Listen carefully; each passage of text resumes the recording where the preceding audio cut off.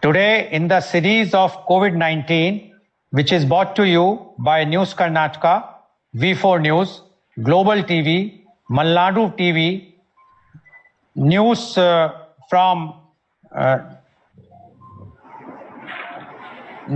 News Gaon Se, Facebook and YouTube. Our endeavor is to enlighten you about the impact of COVID-19. And in this series, we have already enlightened about education, even about health, and about the police department, and many fields. And today we are taking up a very important topic, the COVID-19 impact on nursing homes.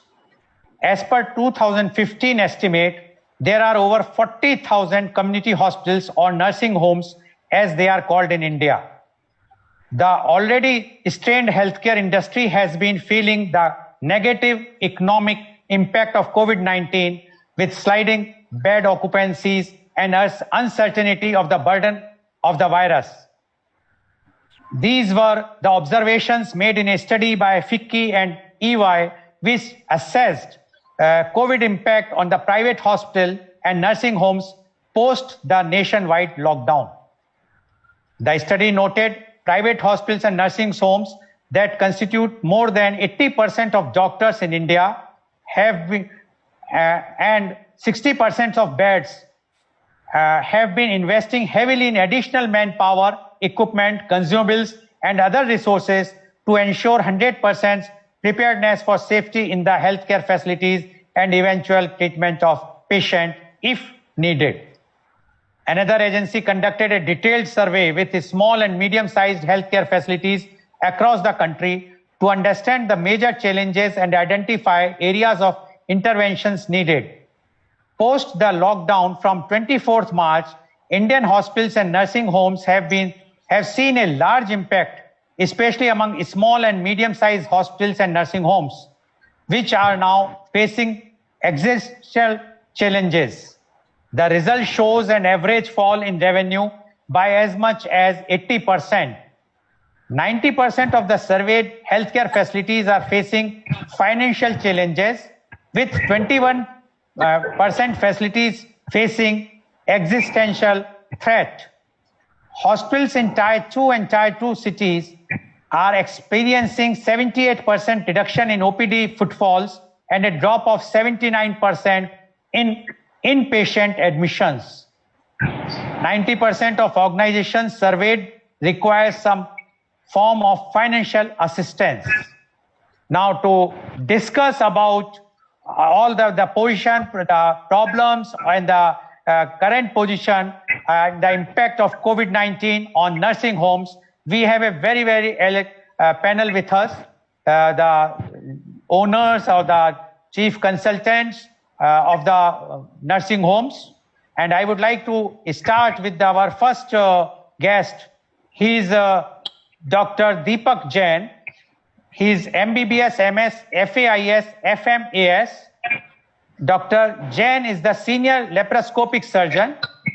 He is the chairman of Paras Hospital, a 50-bedded hospital at Ghaziabad. He is the past president of IMA Ghaziabad. Welcome, Dr. Jain, on our show. Now, thank you, Doctor. Thank you, Mr. Goyal. Dr. Jain, as you heard, that what the survey says, that there is a less footfall, lots of problem nursing homes are facing because of the COVID-19. But we would like to know from you the COVID-19 impact on nursing homes. Dr. Deepak Jain, please. Thank you, Doctor. Thank you, Mr. Goyal. Going to the main point, I would highlight two main issues. Number one, the small nursing home and hospitals up to the capacity of 50 beds are the main backbone of Indian medical health providers. As you have already said, that small nursing homes, they provide almost 80 to 85% of medical facility all over the India. And I must congratulate you for the topic which you have chosen, because till date nobody has touched this topic, that how we small nursing home are facing the challenges, how we will survive in future, and what is our future. So this topic is very relevant, and everybody should focus on our points. Now, I come to your main point straightforward. COVID lockdown imposes a major challenges to the small nursing homes. This challenge, I can divide this challenge into 2 to 3 parts. The number 1 is financial, the most important. And number 2 is the staff. We face a lot of challenges from the staff. And third, because I'm a follower of Modi ji, the achievement. Certainly we have achieved certain things from this lockdown. And because of the achievement, we are able to survive till date. So I will come first to the last point, that what is our achievement during the lockdown period and how we survive. First of all, as you have said, that we faced sudden financial crunch at the time of starting of lockdown. जैसे ही lockdown start हुआ, हम लोगों का जो financial revenue था वो almost 30 to 40% रह गया. इसके बाद जब अप्रैल की शुरुआत हुई, हमारी जो ऑक्यूपेंसी थी that is almost gone down to 30 to 40%. And at the time of distribution of salary and other expenses in the month of April, we found a sudden crunch in the revenue.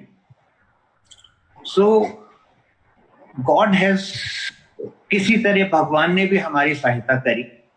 जो staff हमारा lockdown की वजह से या तो घर चला गया था डर के, या वो अपने पेरेंटल गांव में वापस लौट गए थे, वो almost two the tune of 40 to 50% था.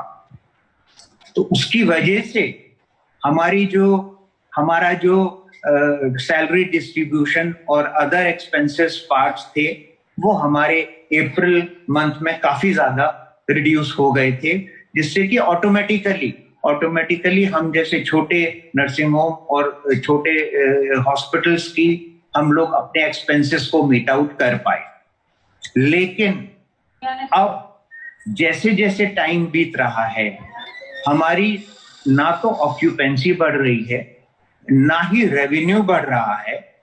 जो मेन प्रॉब्लम हम लोग आज की डेट में फेस कर रहे हैं कि पेशेंट सिर्फ और सिर्फ वही बाहर आ रहे हैं जिनको की रियल इमरजेंसी है.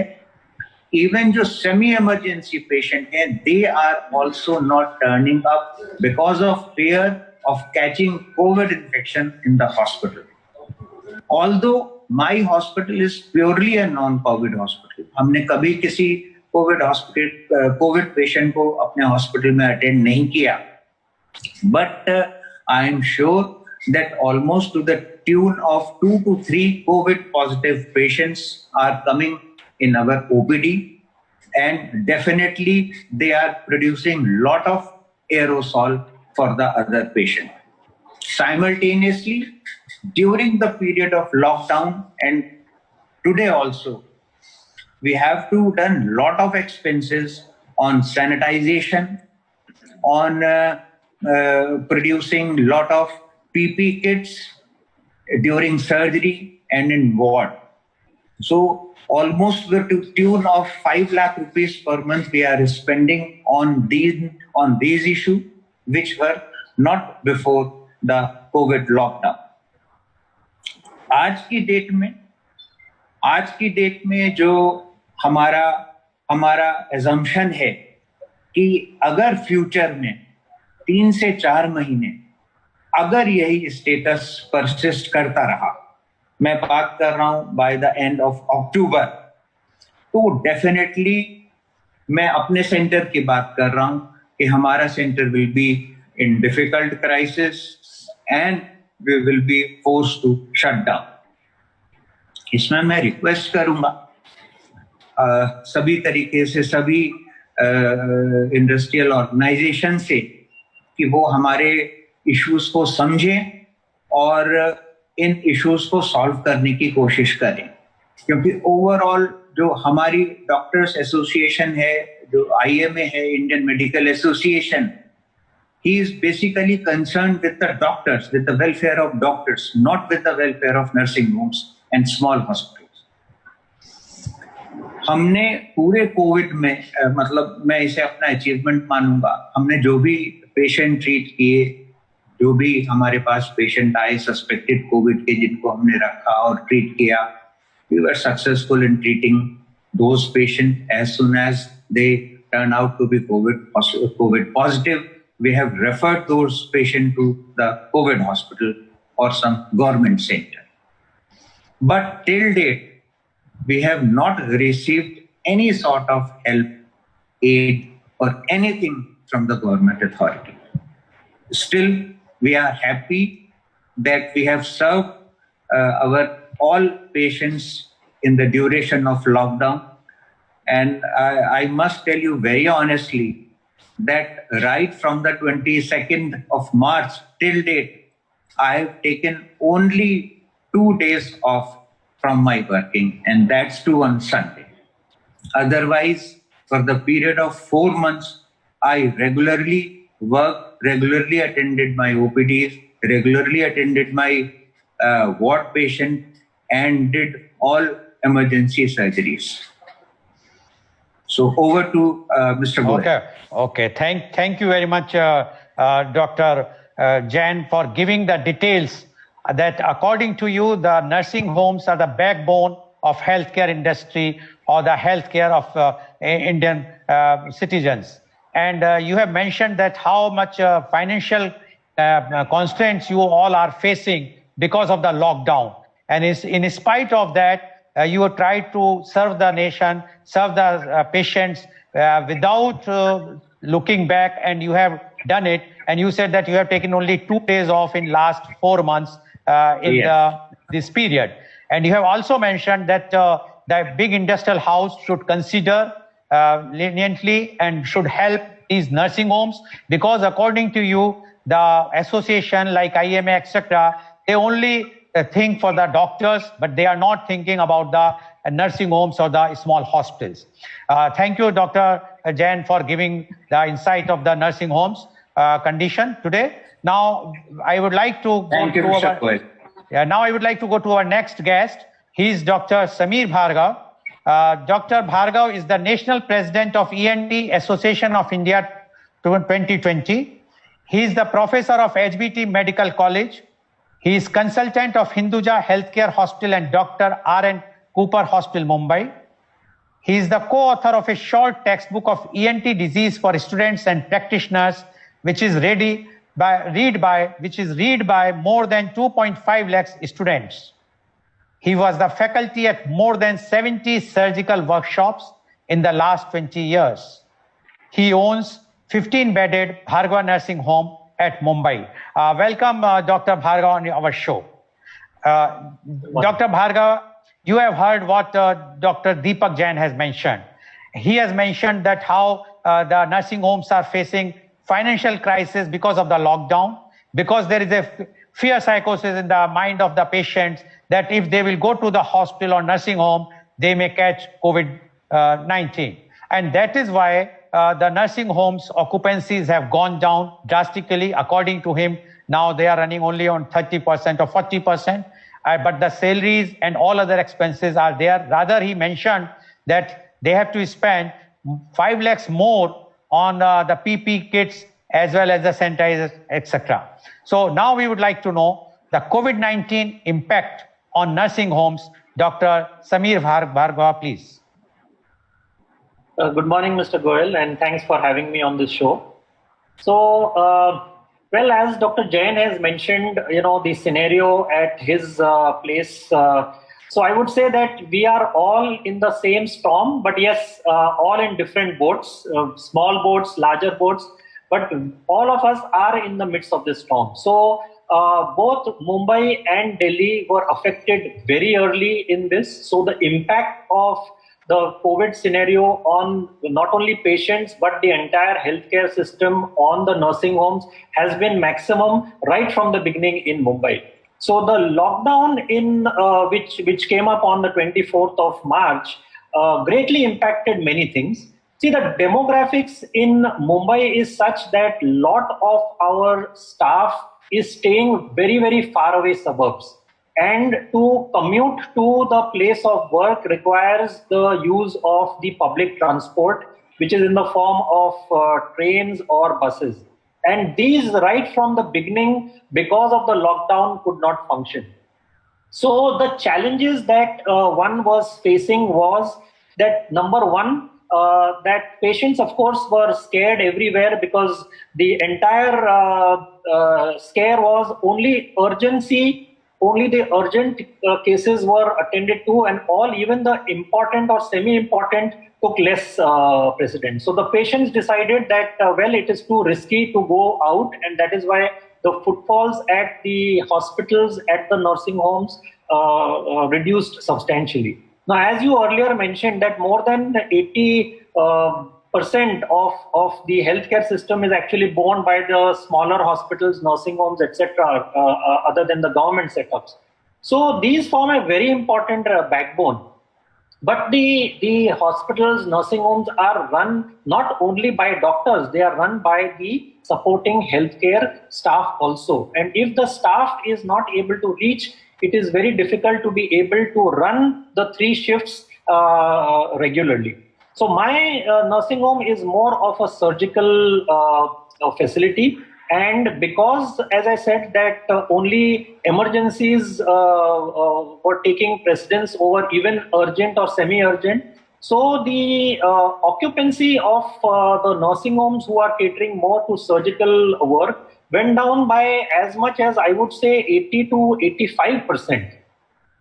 The OPDs continued to function. I must congratulate Mr. Jain for having right through worked through. So also a lot of nursing home owners and physicians in Mumbai also continued to run their OPDs.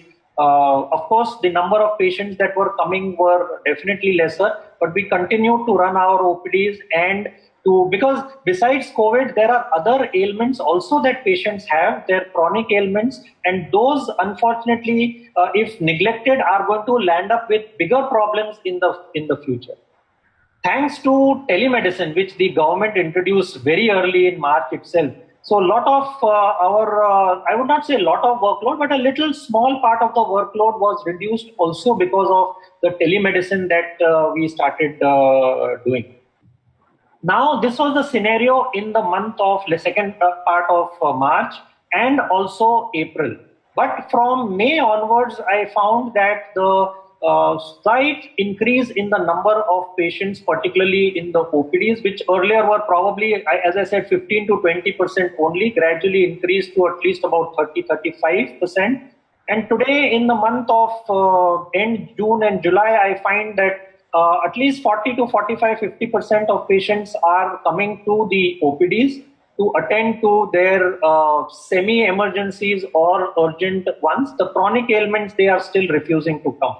We have very slowly started some semi-emergency surgeries also, not only. So earlier it was only, since I'm an ENT surgeon, it would be more of things that would be impairing their airway or their swallowing passage or things like epistaxis, etc.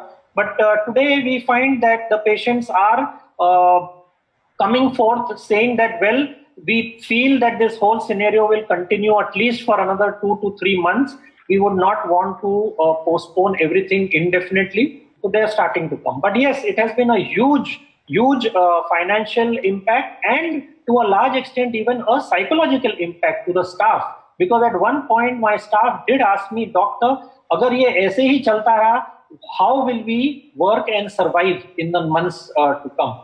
But yes, in adversity comes out all the challenges and how you cope up with that. So gradually we are now coming to terms with the fact that yes, this COVID-19 is here to stay in a major way, at least for the next couple of months, and gradually over the next few months and maybe even up to a year, we will continue to function. We have devised ingenious ways of trying to not only save and protect our patients, but also the hospital staff, taking all the due care which we require so that the staff itself should not catch infection. So the cost on all these safety devices, precautions has increased the financial burden to the nursing homes, at the same time dealing with a lowered revenue. Okay. Thank you, Dr. Bhargava, for giving the details. And you have also mentioned that the revenue has come down and the expenses have increased. And you have also mentioned that initially, when the lockdown was started, only those with emergency conditions were coming to the nursing homes.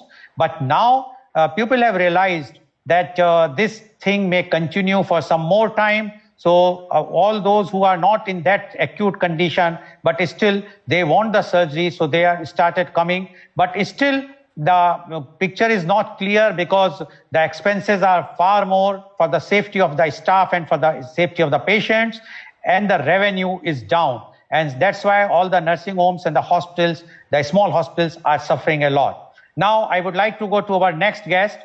He's Dr. Praveen Goyal. Dr. Praveen Goyal owns Gopi Krishna Hospital Mathura. He did his graduation training from UCMS and GTB Hospital Delhi, post-graduation training from Rajawadi Hospital Mumbai. He did his fellowships in Mumbai. He also did observership in joint replacement at Princess Alexandra Hospital, England. Gopi Krishna Hospital is the only private hospital in Mathura to be NABH accredited. He is treasurer of IMA Mathura. He is also the joint secretary of Nursing Home Association Mathura. Welcome, Dr. Goyal, on this show. Dr. Goyal, you have heard what Dr. Jain and Dr. Bhargava has mentioned. And both have mentioned one thing very clearly, that because of this COVID-19 impact or the lockdown, their revenue has come down drastically. The expenditures have increased because of the safety precautions which the nursing homes are taking for the patients as well as for the staff. And according to them, that because of the fear psychosis, it's very difficult that the patients are, because the patients feel that until as there is very much urgent, they don't want to come to hospitals or the nursing homes because they feel that they may catch the infection. But now, because the nursing homes, which according to Dr. Jain is the backbone of the healthcare system, as well as Dr. Bhargava has also insisted that if we will only concentrate on the COVID-19, then what will happen to the other diseases which are also very, very important. Now, we would like to know the COVID-19 impact on nursing homes. Dr. Praveen Goyal, please. Thank you very much, Goyal, sir. Problems of Tier 2 cities and Tier 1 cities are a bit different. What Dr. Samir sir and Dr. Jain sir have told us, they have told us from a perspective of big cities. But in cities like Mathura, we are facing financial burden, but our problems are different than what they are facing. So like when the lockdown was initiated earlier, then there are about 75 to 80 hospitals in Mathura. All the hospitals were closed by the administration, and only 7 hospitals in whole of Mathura were allowed to run. Our hospital was among those 7 hospitals. So now you can imagine what 75 hospitals burden was prior to lockdown. That whole burden came to only those 7 hospitals. So initially we were facing a lot more patients. We had to deal with a lot more patients than we were used to before lockdown. So now we had to enforce social distancing, and it was such a problem for us because patients were in large numbers, staff was less. So what we had to do, we had to enforce strict social distancing. We were not able to. So almost on a daily basis, fights were happening in hospitals. Then probably staff and patients are more sensitized about social distancing and sanitization and mask in big cities. But in cities like Mathura, I do not think patients and staff are that afraid of corona. I see many patients in my hospitals who are not wearing masks. And when we request them to wear masks, they say in their Hindi local language, ki mujhe se corona ho raha hai kya tumhe? So those sort of problems are probably not there in Delhi and Mumbai, but we are facing those problems. Then, one problem is what will happen to the nursing homes who have only specialties like gynec and ortho. We are not physicians, we are not general surgeons. But now the administration has closed all the other hospitals. So those patients, when they come to us, they ask us to treat the ailments which we are not qualified for. So that becomes a problem for us. Now refusing the patients and then the patients going to complain to administration and authorities, that is another problem. Sir, then there was one more problem that suppose if a COVID positive patient comes out from a hospital, then the administration threaten us to seal the hospital. So these sort of problems we used to face a lot, but now since the lockdown has eased down, so now these problems have been mitigated, but still social distancing, asking and requesting patients to wear masks, that is still a lot of headache here. Okay.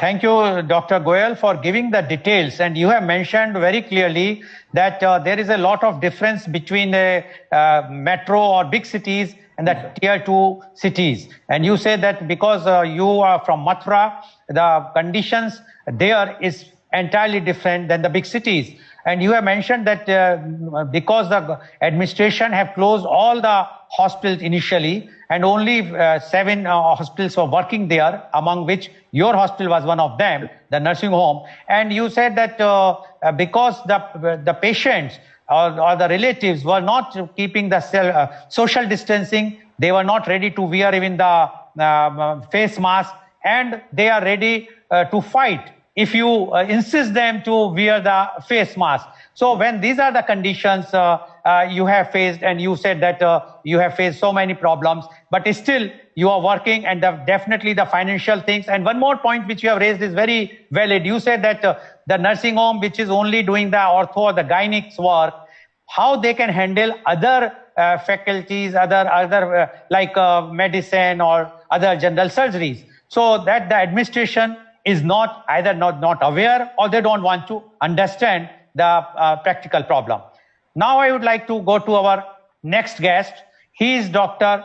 Anup Krishna. Dr. Anup Krishna, he is the chief consultant of Anup Orthocare, an exclusive orthopedic specialty center located in the heart of Kollam district. He is specialized in joints, arthroscopy and arthroplasty. Anup Orthocare is 20-bedded hospital. He is the member of Indian Arthroscopy Society and Indian Cartilage Society. Welcome, Dr. Krishna, on our show. Dr. Krishna, although I know that you are busy with the patient, which you messaged me, but I will just summarize. Before you, Dr. Jain, Dr. Bhargav and Dr. Goyal spoke, and they said one thing was common among them was the financial burden. Because of the lockdown, the patients have gone down, the number of patients, and the revenue, the expenditure has increased because for the more safety measures which the nursing homes are taking to safeguard the patients as well as the staff. And because of the lockdown, the revenue from the inpatients and the OPT has gone down drastically. First. Secondly, what Dr. Goyal has mentioned, the tier 2 city like Mathura, he says that here the administration is not understanding that the patients can be treated only where those all facilities are there. They cannot shut all the hospitals, only the hospitals, whether it is only doing the orthopedics or the gynec's work. They cannot treat for other surgeries as well as for the medicine patients for the who requires medicines or the physician's treatment. Now, in this aspect, we would like to know from you the COVID-19 impact on nursing homes. Dr. Anup Krishna, please. Hi, good morning. First of all, I'm really sorry for being late. So first of all, I must tell you, we are going through a very a bad pandemic crisis, which the world, especially I think our era, has never witnessed such a thing before. And I must express my sincere gratitude to Mr. Goyal for bringing up this topic, because this is often an ignored topic. More sectors, almost all the sectors have been wiped out by this COVID crisis. And if you ask me what happened, I mean, our practice, I'll divide it into few phases according to the lockdown. So the first case was reported in January, I think, and January in Kerala, in India. That was the first case reported. And within a blink of an eye, within a span of 2 months, before we could take necessary precautions, or before we knew what is happening, we were forced into lockdown. So the first phase was it was a shocking phase. The problems that we faced were, we hardly got any time for preparing. We never had any, we lacked the time for preparation. We didn't have any reserves. We were all of a sudden, we were finding difficulty. There was shortage of supplies. The staff all of a sudden, right from March 22nd, where they called for this lockdown, the staff was finding it difficult. Especially the ones from distant places were finding it difficult to come for work. And especially the small bedded small bedded hospital, 20 bedded hospital, and we have we are going on a brim, like we have a correct patient staff ratio. All of a sudden there was staff shortage, and we were finding it difficult to manage things. And another thing, we were unaware about this virus, and the staff also didn't knew, and we also didn't have an idea in the initial phase how to tackle this, the preventive measures that we should take in order to prevent getting exposed to this particular virus. The patient was also confused. And another challenge was the government started taking steps like they started converting the small hospitals into COVID centers, isolation centers. So you can imagine how things will be in a 20-bedded hospital. If you start converting if you're reserving 10 beds for the COVID patients, then I don't think anybody will have the guts to walk into that hospital courageously for getting operated. So that was another challenge which we are facing in the initial phase. And there has been a significant drop in IP as well as OPD department in the initial phase. I am telling about the extreme, the first phase of lockdown that we introduced in March. And it continued almost till April, the midst of April. And that was actually a preparatory phase for us, I must say.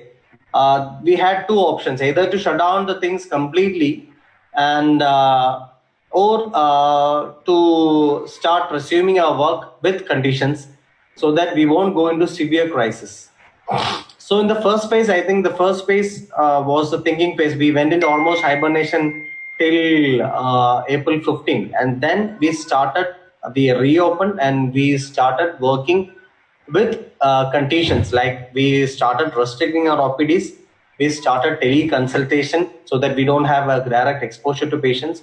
We maintained a pro forma in the reception to screen the patients, especially the ones from hotspots and high-risk areas. The staff were given proper training and proper education with the help of government staffs. And then we slowly had, Kerala being a consumer state, we slowly had a bit of supplies coming from outside states also after 15. Then we started operating with necessary precautions like PPE kits, COVID test and all during the April, the end of April. Then came the next challenge. We were facing the heat of this COVID economic crisis that COVID has created. People already were going into crisis, and they find it very difficult to get treated from private firms. So we had to cut short the cost. Automatically, when we started using PPE kits, we started making COVID test mandatory. The treatment cost goes high. So the next phase, I think with due course of time, the panic factor, the fear factor created by COVID has also gone down. Though the number of cases were on a high, the fear factor has gone down. So the people in the second phase started coming to OPDs and hospitals, especially the small centers, rather than the corporates where they'll be a bit more crowded, and multi-specialty centers, they will have to encourage fever patients, immunocompromised patients, cancer patients. So compared to them, we had an added advantage that we only had to cater orthopedic patients alone. We don't have to treat any fever cases. So that was an advantage, and that has created a bit of confidence among the public that we can courageously come here without getting exposed to COVID.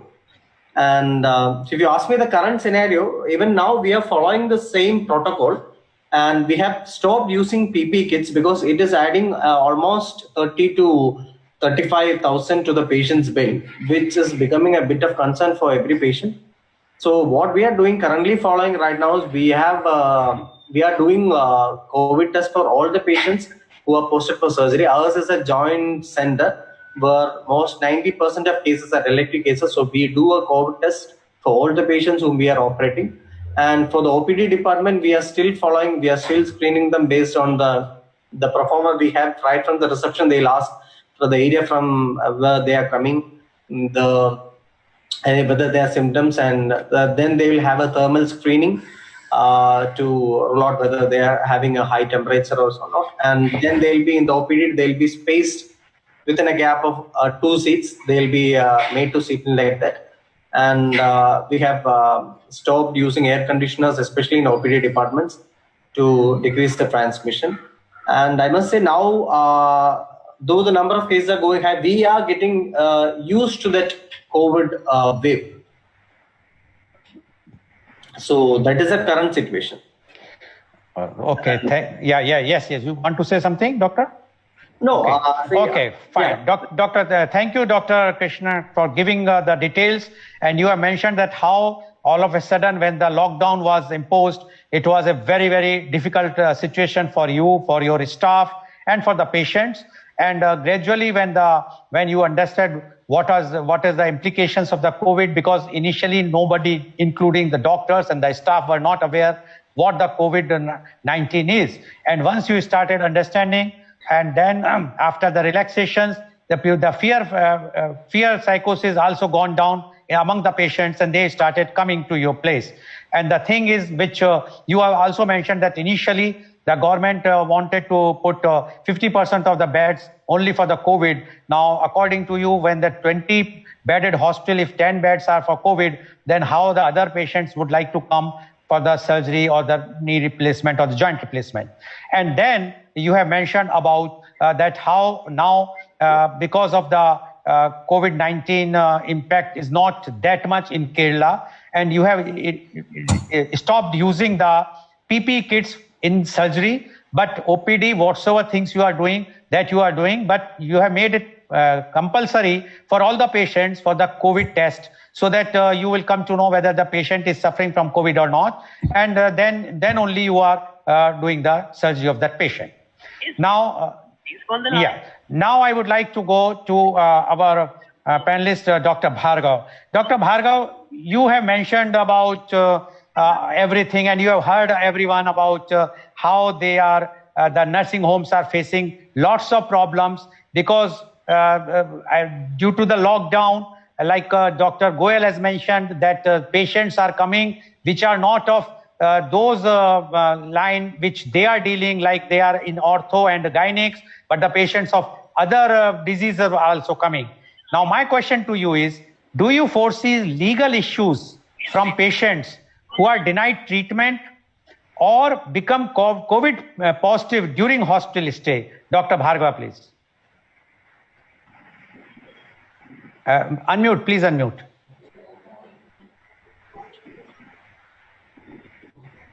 Yes. So as Dr. Anup Krishna mentioned that, for as far as patients who are taken for surgery, we are checking them for their COVID status, and just a couple of days before they are to be operated as far as the elective surgeries are concerned. But if there is any patient who is COVID positive, then the government has already in Maharashtra passed the rule that that patient has to be operated only in COVID designated operation theatres. So that is so that there is no further spread that can take place to the other places. The other thing I would like to also mention is he mentioned that 50% of the beds were taken, the government declared that they should be reserved only for COVID. So in Mumbai, the government, because we were totally overwhelmed by the number of cases that were there, so the government actually declared that even the smaller nursing homes, so even if you had 10 beds in ICU, they were taking over 80% of the beds were designated for COVID patients only. So with the result that if only 20% of the beds one could use for other purposes, the patients obviously, those beds would not be occupied at all. So that would add to the problems that the nursing homes were facing. Coming to your question, as far as the legal status is concerned, now, right in the beginning, as far as the ENT Association is concerned, we came out with the guidelines, and we also came out with a consent form that the moment the patient enters into the OPD, of course, a lot of screening is taking place. We had tried to ensure that patients come only by appointment. When they come, they are screened with the infrared thermometer, and they sign a consent saying that the hospital is not in any ways liable if that patient develops a COVID infection. Because there is no way that we can come to know from where the patient could have contracted that. So that the hospital or the healthcare facility which the patient is going to cannot be held liable for this particular thing. So I don't foresee any problem from that point of view, because yes, the patients are signing consent that they know fully well when they come here that there is a possibility, and also there is no way that you can find out from where the infection has finally come to the patient. So I don't see any really major problem as far as this is concerned. Thank you, Dr. Bhargav. As you have mentioned that there is no such problem because if the patient has to sign the consent, and you also said that we take all the precautions whatsoever.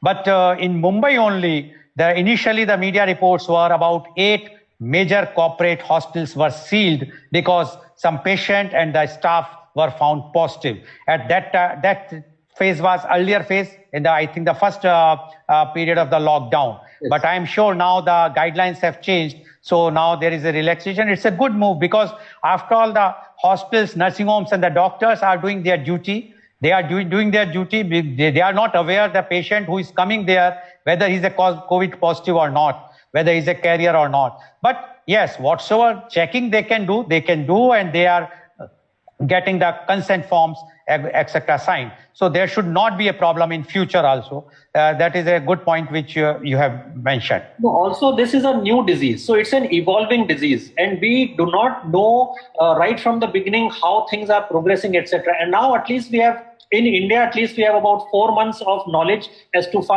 how this disease is progressing. So the guidelines are changing. I agree with that, and one cannot blame the authorities for changing the guidelines, because every time you find newer and newer evidence, data coming up, and that is why things are getting modified. And when you mentioned, yes, initially the rule was, at least in Mumbai or Maharashtra, that if you find that there are COVID positive staff, then they were completely sealing the hospitals.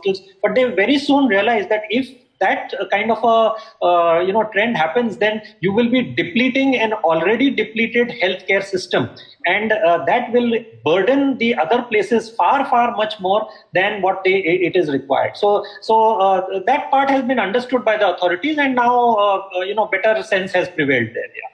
Okay, Dr. Bhargav, you have mentioned very clearly that it's an evolving disease because nobody knows about this disease earlier, and the authorities, especially in Maharashtra, is doing a nice job by changing the guidelines. And initially, yes, there were problems, but now they have changed the guidelines, because initially even in UP, in Agra and other places, I think some hospitals were sealed because of this reason. But now I am sure that everywhere in India, they are not following this thing. Now my question to Dr. Goyal is, Dr. Goyal, in this COVID period, how do you maintain morale of your staff? Because see, after all, as Dr. Jain mentioned that the nursing home is the backbone of the healthcare, but the staff is the backbone of the nursing home or the hospital. So how you are maintaining their morale, because it's very, very difficult, especially in a tier 2 cities like Mathura, where the staff is coming from nearby places or the villages, to keep them high. Because if you recall the incidents which were reported in media, the doctors, the nursing staffs were not at all welcomed in the bigger cities like Mumbai, etc. And they were not allowed to enter in the society. And afterwards, when the government of India and the state governments pursued it, and they have come out this thing that the doctors or the healthcare workers are the real warrior, corona warriors. So then the things have changed. But especially in the city like Mathura, where the people are coming from nearby villages or even from the city, how you are keeping their moral high and see to it that they should not be barred to come to your nursing home. Dr. Goyal, please. Thank you, sir. Sir, I would say this is one of the silver lining in this COVID era. We, when the lockdown was enforced, we ensured that each and every of our staff is properly trained. Some of the staff wanted to go, did not want to come to hospital. So we told them that they will be given 1 month paid leave. We told them very openly that you will be given your full salary, even if you come or you do not come. The staff who were coming to us, we gave them extra incentive so that they work, and regularly on a 3 to 4 days interval, we used to train them about use of PPE, use of masks, sanitizers. So like in NABH, it is mandatory to conduct some safety drills, some training drills. Now, because of this COVID era, we had to do this. So it became sort of intermingled, that we were doing it for ourselves, for NABH, and it got converted into COVID drills. So in that way, we trained our staff. We told them how to use PPE, gloves, masks, etc. We told them all about disinfection protocol, like use of hypochlorite and all that. Then I told you about allowances and incentives and salary. Then adherence to quality norms, which were initially only literary and only on papers, but now since we have to do those in practical terms. So these were some of the things which we did with our staff to encourage them. Okay, thank you, Dr. Goyal, for giving a very good suggestion, or rather you said that what you have done is that you have given the incentives those who are attending the duty. Yes, Dr. Bhargav, you want to say something? So I wanted to just add that, very recently the government also came up with a Mediclaim policy. In fact, the Covet policy for our healthcare staff. So this is something, and particularly, so they are worried that they themselves may develop a COVID infection and how they will be able to afford the treatment. So there is the insurance, the IRDA has come up with all these, recent, I think it was on the 10th of July, that with very, very reasonable premiums for 6 months, 9 months cover for healthcare staff, because the earlier policy was actually going to charge double the amount that a normal person would have to pay as premium. Whereas this particular, so that is also something that I have done for my staff, where I have got the policy for them, so that, if by chance they develop an infection and they need to be hospitalized somewhere else, the insurance will bear their expenses. Okay, thank you, Dr. Bhargava, for saying that now the insurance companies have come out with a Covet scheme where you can insure your staff, the nursing homes or the hospital staff, on a very, very reasonable premium, and so that they can be covered for 6 months and 9 months. So staff will not have to think that if tomorrow they will become COVID positive, how they are going to bear the cost. And what Dr. Goyal has also mentioned, that because of they have that accredited by the agency, they have to keep all the drills and they have to tell everyone about the social distancing and wearing masks, etc. But the idea which he has given is a correct thing, that you have to give some incentives in tier 2 cities. But I was told, I don't know whether that's correct or not, which Dr. Bhargav can vouch for it, that the state governments of many states are engaging the doctors who are just passed out from MBBS at the rate of 300 rupees per day. And when they are going to be quarantined for 14 days, there is no payment. I don't know whether it is correct or not, but if it is correct, then it is not a good idea, because today even a minimum wages for a casual worker is approximately 500 rupees, which people are paying. And if a doctor whom we treat as a god in this, at least at right now, and we have clapped for them, and we have showered the flowers on them, if they have been given so much less amount, I think the government, whether it's any government, state government or central government, should think, after all, they are doing their duty from the front. We are sitting in our homes and we are just talking, but the doctors are the main warriors. What you say, that you want to add something in, Dr. Bhargav, in that? Unfortunately, to the best of my knowledge, this is true, that besides the salary that the healthcare, the resident doctors particularly, who are at the front line in all the public hospitals, besides their salary, they are being given only 300 rupees additional incentive, and the days that they are off duty, that is deducted. If they, for some reason, develop an infection and get quarantined, I am told that that period also is considered as non-performance of duty. I think this is something that needs to be taken up. It is very unfortunate. So I'm sure that Dr. Bhargav, being the president of ENT Association, at least you can move so the government can change. After all, government is listening the suggestions. As you have mentioned earlier, that's something which is a new thing. So the government has to be given a proper suggestion, which you can suggest to them from association point of view, and on behalf of association, definitely the government of the day will definitely consider it. Now, my question to Dr. Anup Krishna is, Dr. Anup, that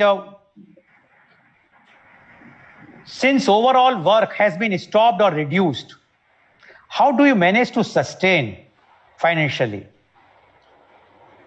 See, that's what I told you. In the beginning phase, when the strict lockdown, the first phase of lockdown was introduced, we didn't work at all. And then the first question was, gradually we started feeling the heat of the economic crisis, that we how to pay the staff at the end of the month if we are not working.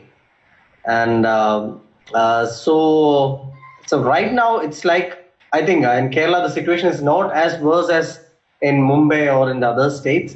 So that is a good thing. So right now we are resuming almost 70 to 80% of our works with necessary precautions. That is how, I felt that was the only way out of this. Because we don't have any long-term plans, and this doesn't seem to be ending, and we don't have any clear-cut plans for coming out of COVID as of now. And the numbers are increasing on one side. So one thing is, we have to get used to this. The fear factor has to come down surely. And see, with the restrictions, we have to keep on working, and we have to go back to the pre-COVID phase of work as early as possible. That is the only way out, and that is what we are doing now. And as I told you, we are almost back to normal, almost 80% back to normal now. Okay, thank you, Dr. Krishna, for saying that almost 80% you have back to the normal. And you said that Kerala, because yes, Kerala is a state which is not having that many cases which other states are facing. And you say now, because of that, that financial burden is not that much, or the constraint is not that much. Yes, Dr. Bhargav, yes, you want to say something, then I will ask a question to you. Yes, Dr. Bhargav. No, so, even in Mumbai, for that matter, in a smaller nursing home setup where the total salary may not be as large as in some hospitals. So in my hospital also, the staff was given the full salary right throughout, whether they reported for duty or they did not. But if, the scenario in Kerala is different, there are far lesser number of people. Here in Mumbai, we still have to date 85,000 people who have been infected with the disease, and the numbers are probably plateauing. So if this whole scenario continues for another few months or even 6 months, in certain smaller setups, there can be even an issue of solvency. Because how long can you sustain with 85% or 75% reduction in revenue and your expenses continue? So it is something that we will have to see over the next few months. Okay. Now my question to you is, yes, you said Dr. Bhargav has very clearly added that if this will continue for next 3-4 months, then the question of solvency will be there, because it's not possible to sustain the overhead expenses and with less revenue. Now, Dr. Bhargav, you are in healthcare for a long time. What is the role of private nursing homes in managing COVID patients? So as I mentioned that today we have to look at the COVID situation in two things. One is the COVID positive, and there are so many other diseases also that the patients are going to be suffering. So the government here, of course, when it got overwhelmed, they passed out the resolution that 80% of the beds will be taken over by the managements by the government for maintaining that, because see, here the question was that there were far too many patients. And now that we find that the number of patients are gradually, I would not say declining, but at least some kind of a plateau has formed in Mumbai. So we find that yes, now, and also to the credit of the government, they increased the number of options available. So we have huge centers over here who can now cater to COVID positive patients, huge setups, whether it be in BKC, whether in NESCO, with so many places. So with the result that now what can be really done is we have two setups. We can have the ones that are catering to COVID patients, and simultaneously the other setups that will be catering to non-COVID, so that the other ailments also can be catered to, and the government can look at these new setups that they have made to cater only for COVID, and the existing setups that are already there and functioning very well so far, to then take over the burden of the remaining healthcare system that is right now, kind of crumbling. So while we focus our energies on controlling transmission, controlling and curbing the morbidity, the other ailments should not take a back seat. We should continue to help our patients who are otherwise suffering. This is what I feel. Okay, thank you, Dr. Bhargav. According to you, because the Mumbai, at least in Mumbai, the increment has of the patients, this COVID-19 has just come on a plateau. Now it's not increasing the way it was increasing earlier, and now the government has also increased the bed capacities and the facilities for treating the COVID patients and even the non-COVID patients. So according to you, the nursing homes are playing positive roles even for treating the non-COVID patients in their facilities. Now I would like to ask Dr. Goyal. Dr. Goyal, there are media reports which comes almost every week or twice a week or thrice a week, which attributes high cost to a private healthcare. Is it true? Many times it happens there is somebody's bill is flashed on the WhatsApp or even on the national news that so and so hospital has charged so many lakhs of rupees for treating 8 days or 9 days. What is your say about this? Sir, if those, I have also seen those WhatsApps, I have also seen those news, and I'm assuming that those news are true. If those news are true, and actually if the big hospitals or some corporate hospitals are actually charging in lakhs for a patient to just be isolated and given what they presume is COVID treatment, and for that thing, if they are charging lakhs of rupees from their patient, I will not say it is a healthy practice, sir. We know in today's time, medical profession is being demeaned. It does not command the respect it used earlier. So these things are the only causes of demeaning of this profession. If we know as of now there is no treatment for corona, we are giving just supportive and symptomatic treatment for non-symptomatic patients. For those patients, just for isolating them, if we are actually charging them lakhs of rupees, then obviously what will public say about us? What will administration think about us? So we need to have a serious rethink about our policies in making such huge amount of bills, because in long run this will be very detrimental to our medical profession.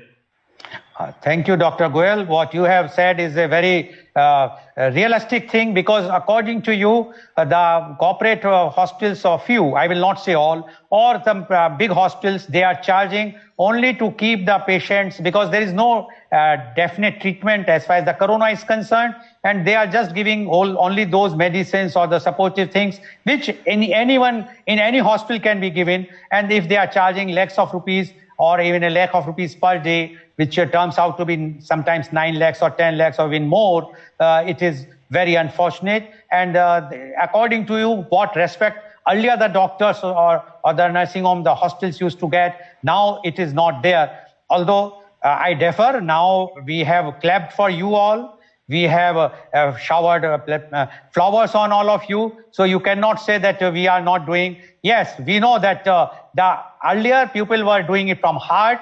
Now, whether they are from heart or doing heart from heart or not, that we can't say. But yes, you have made one very good point, is that people should not, or the doctors or the big hospitals should not try to do this thing, this practice for charging so much money. It will give a bad name to the medical profession, doctors, nursing homes, and hospitals also. Now, I would like to ask Dr. Anup Krishna. Dr. Krishna, in what happens if one of your staff member, I am just saying, I am asking you, it's a presumption, it can be in any of the hospital. If any of your staff members become COVID positive, what is going to happen? What you will be doing? Earlier, as Dr. Bhargava has also endorsed, that earlier they used to seal the hospital. But suppose in your case, in your small setup in a nursing home, if a staff found positive, what actions you are going to take and how the other staff will react on that? Dr. Anup Krishna, please. I think actually we don't have any definite norms for that, because ours is a small center. If one staff get affected, that means the particular person should be, everybody will be exposed to that particular staff, because since it's a small setup, we all will have to go for a quarantine period, surely, until we test negative. And so that is the problem with small centers. If it is a large multi-specialty hospital where you have different sectors and one staff from a particular department becomes positive, then only the ones who are in contact with particular staff has to go in for a quarantine period. But on the contrary, if you take a small setup, then we all see every day. There is nothing like I don't meet my staff, once in a while or something. So we all meet every day, the patients, the rest of the staff who comes in contact with, everybody should go in for quarantine. And as per my knowledge, there is no definitive period. The government norms are like we should go in for quarantine for 14 days. But the actual fact is that at the end of 14 days, we are supposed to do a COVID testing. And the COVID testing false negative is almost 30%. So even if the symptoms persist and you test negative, again, you will have to wait for another 7 days and to recheck your COVID status to resume back to work. I don't think there is any other go. If one of the staffs tests positive, then that is it, done. We should go in for a quarantine for next 2 to 3 weeks. Yeah, Dr. Goyal, you would like to add? Sir, I like to tell my experience in this. Our one staff did come positive on government did random sampling. Our one staff did come positive. So the report came 3 days later. So as soon as the report came in the CMO office, they told us to isolate that staff in our isolation room. We isolated that staff. The ambulance came. They took the staff to the L1 center, and then we were told to close our hospital for 1 day, do thorough sanitization and fumigation 3 times or 4 times. We did that, but out of our own precaution and because of the public perception, we closed our hospital for 7 days. We were told to close it for 1 day only, but we ourselves closed it for 7 days. And our staff was taken to their L1 center, and there he was treated or kept in isolation. He was kept there for 14 to 15 days. Then he was brought back, and then he was in 7 days quarantine at home. So, and now he has joined our hospital again. Thank you, Dr. Goyal. You have mentioned, you want to say something, Dr. Krishna? I have a doubt to Dr. Goyal. See, I don't know. As in Kerala, we don't have any specific instructions from the government if such a scenario occurs. So what is because now we know that COVID can spread, even it is an airborne disease, it can stay in the air for almost 8 hours. So what is the rationale for, a 7 days, a 1 day shutdown how effective can it be, and what is the rationale for that? I cannot tell you that rationale. So what Dr. Goyal said is that once the patient was found positive, they have to send as per the government direction. But what Dr. Krishna said, that is a very alarming thing. He says that because the nursing homes are very small, 10 bedded, 20 bedded, 50 bedded, where the interaction with the staff almost with everyone is possible and is going to happen. While in big corporate hospitals, where the staffs are so many that every doctor is not going to meet every staff every day. So the condition is like what Dr. Krishna has raised about Dr. Goyal, when one staff was found positive, what about the other staff, whether they were not sent for the quarantine for 14 days? No, sir. Sir, they did COVID testing for all the staff which he had come in contact with, and all the staff, they were found negative. 2 or 3 staff which were in close contact with that patient, we told those staff to go in home quarantine for 14 days. Okay. Thank you, Dr. Goyal. Now, in the last round, I would like to ask Dr. Bhargav, what are your suggestions to the government and advice to public? Dr. Bhargav, please.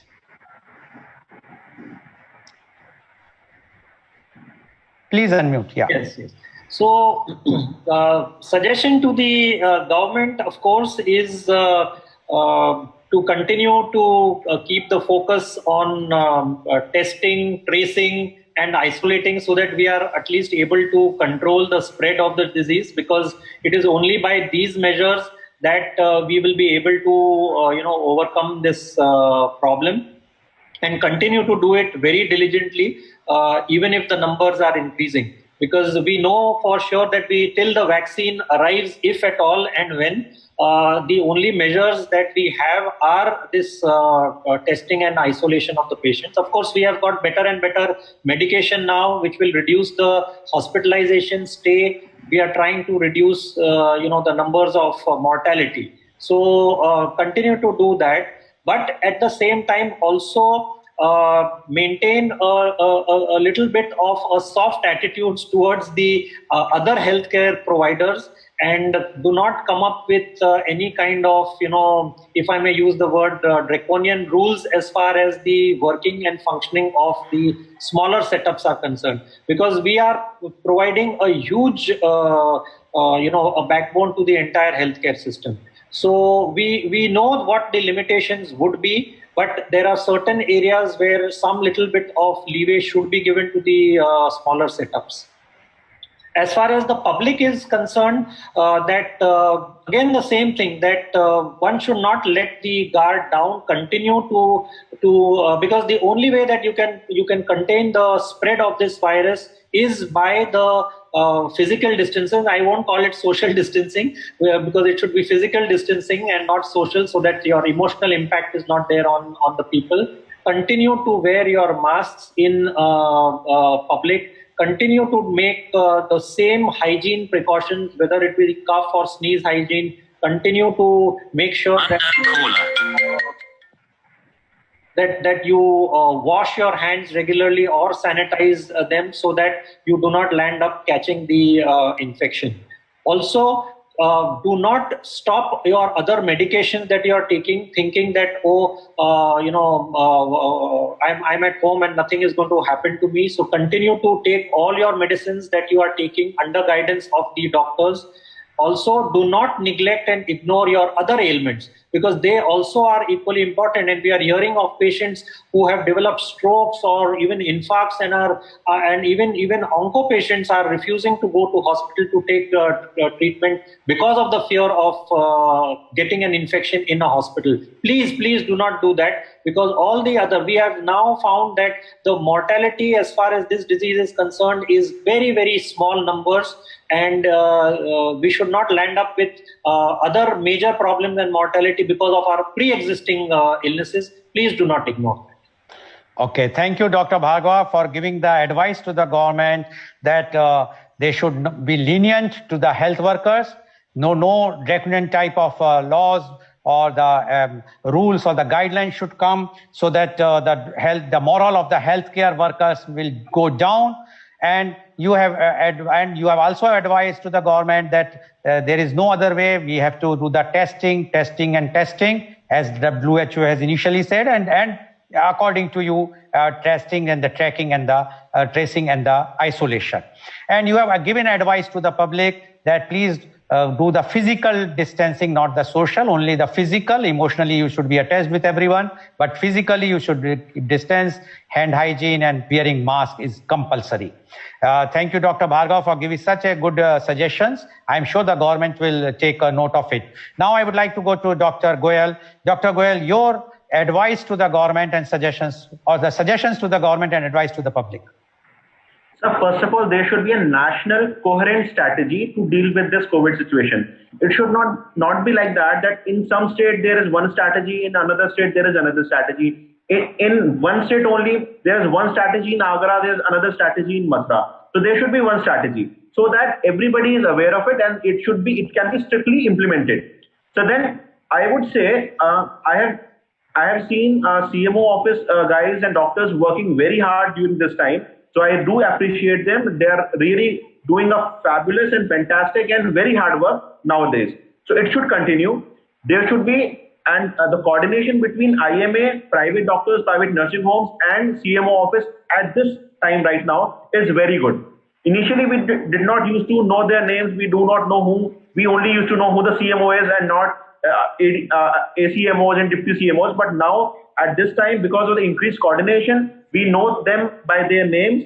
We have their numbers with us. We can ask them. We call them at any problem. Suppose we have to send somebody to COVID testing, we ask them. They help us, and this thing should continue, so that in later era also there is good coordination between private doctors and government doctors and CMO and administration. Then, sir, they are very much sympathetic towards our problem this time. This should continue. Okay. Thank you, Dr. Goyal, for giving two things. First thing you have mentioned about that there should be a national strategy or national policy for the entire nation. The same policy, it should not be state-wise. And you also said even in the state, there is a different policies for the cities or the district-wise, which is not correct. According to you, it should be a same for every state, every district, or in the entire country. And secondly, you said that in the initial phase, you have not got the cooperation from the CMO, that is the Chief Medical Officer of a district, and their team. But now they are giving full cooperation, and you want that this cooperation should continue in the same way what they are giving now. Thank you, Dr. Goyal, for giving your valuable suggestions. Now, Dr. Anup Krishna, please, what are your suggestions to the government and advice to the public? One matter of concern right now is, as the other Dr. Samir and Dr. Goyal was saying, the cost of treatment. The added cost part comes from the COVID-related supplies, like the PPE kits, the additional testing we have to do. That adds on to the cost of the treatment. So right now, we have to spend. The patient has to spend 4,500 rupees for getting the COVID test done. So my first suggestion will be to cut short the price so that we can give the same treatment to the patient at the same cost that we were giving the pre-COVID times. So the cost is a one concern, and then another thing will be a relaxation of GST for especially COVID-related supplies like the PPE kits and all, and faster payment also from the government schemes. So the insurance companies never worked at all during the high COVID period and the extreme lockdown situation. Now they have started working, and it would be great if the governments take steps for making the payments from the government schemes a bit more faster. And then the testing, the waiting period after test, even if for emergency case, we have to get the COVID test done mandatorily, and the patient will be made to meet almost 24 hours to 2 days. So it will be great if they can provide sufficient kits so that we can do the test a bit more fastly. We can get the test, because as Dr. Goyal was telling, the staff who was in suspect of COVID had to wait 3 days for getting the result. So within the 3 days, what if she was asymptomatic? What if she comes into contact with the number of people? So it will be great if the test results can come a bit more earlier. If the government start providing more and more kits, then we can get it in a bit more shorter time. And now we have got strict lockdowns here in particular areas, because of which we are finding it difficult to get the implant supplies is at a problem. Because I am a surgeon, I am an orthopedic surgeon. We do need implants for doing surgeries. So implants has to come from other places because of the strict lockdowns in particular pockets of areas. It is a difficulty for us to get the implants. So it will be better if the government can issue special passes for healthcare professionals after proper testing, and so that they make sure that the supplies as well as implants are provided at the right time. And my suggestion will be, and whichever country who has successfully controlled COVID, if you see, they haven't gone for a strict lockdown. See, a 15 days lockdown is not going to control COVID completely. We need to continue this restriction for a longer period of time if we have to survive this. So I would say we need strict restrictions rather than complete lockdown. That will be more effective from my point of view. Okay, thank you, Dr. Krishna. You have given so many advices. The first advice you have given is that the cost of the testing cost should be reduced, not 4,500. Yes, I think there was a media report that the test kit was developed indigenously for 600 some odd rupees. So I'm sure that once if it is effective, then immediately the government should take decision and reduce the thing. Then you have mentioned about the GST. Yes, this is a very good point, because at least on the PP kits, on anything which is related to medical thing, especially for the COVID thing, no GST should be there for the time being, because this is a life-saving equipments, life-saving drugs which you people are using, and it should be treated under that category. And thirdly, you have mentioned about that because of the lockdown, many places you are not getting the supplies. The government, I think the government has already issued a notification wherever there is a lockdown that all the essential services they are allowing to move. But in case if there is a particular thing, you can raise this thing in a district level. I think you will get the permission. That is not a thing which can raise you can raise, because in Karnataka also, I mean in Maharashtra, the government has already allowed all the essential items to move even during the lockdown. And last you have raised about the what was the point which you have raised the last so can you just restrictions rather than complete lockdown? That was you said that there should be a lockdown which other countries have done in a bigger way, not 15 days or so. Is it correct? No, I meant to say that we need strict restrictions for a longer period than complete lockdown. What do you mean by strict restriction? What is the difference between strict restriction and the lockdown? Restriction means we have to continue using masks, we have to continue using sanitizers, and Dr. Samir said, I will also agree with that. We need physical distancing, and we have to stick on to that. Doesn't complete lockdown means all of a sudden you are not allowed to go out, you are not allowed to go for work, you are not allowed to go for office. That doesn't seem to be practical. How long can you sit at home without working? Okay, so you are saying that the government should impose strictly about the physical distancing, wearing masks and others. Yes, many state government has already started putting fines, but this is not the entire responsibility of government. I think this is a civil society. We all are responsible for this. And I'm sure that this suggestion should go to the public at large, that we should, if we want to overcome this pandemic, we have to do three things. One is the physical distancing, as Dr. Bhargava said. Secondly is the hand hygiene, and third is the wearing the mask, which is very, very much important.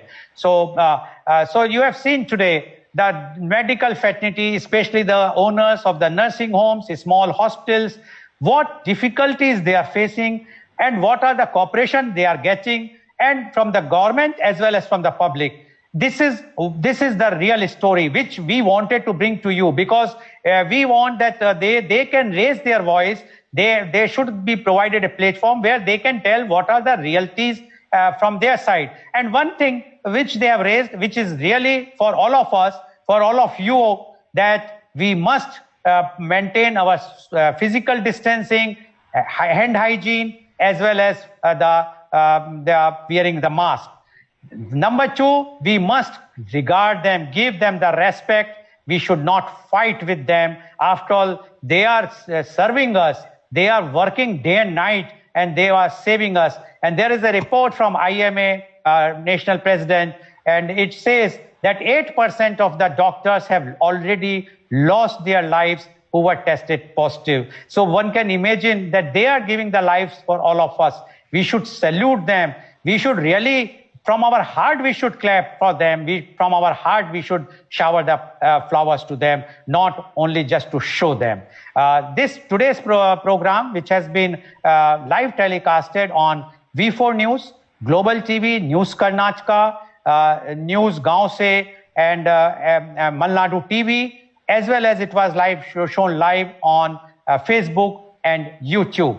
And we will be bringing such types of programs every day. Keep logging at 11 a.m. every day. Thank you very much, Dr. Sameer Bhargava. Thank you very much, Dr. Praveen Goyal. Thank you very much, Dr. Anup Krishna. And thank you very much, Dr. Deepak Jain, for joining and enlightening all of us about the problems and about the services which the nursing homes and the small hospitals are giving to the society and to the nation. Thank you all for joining us.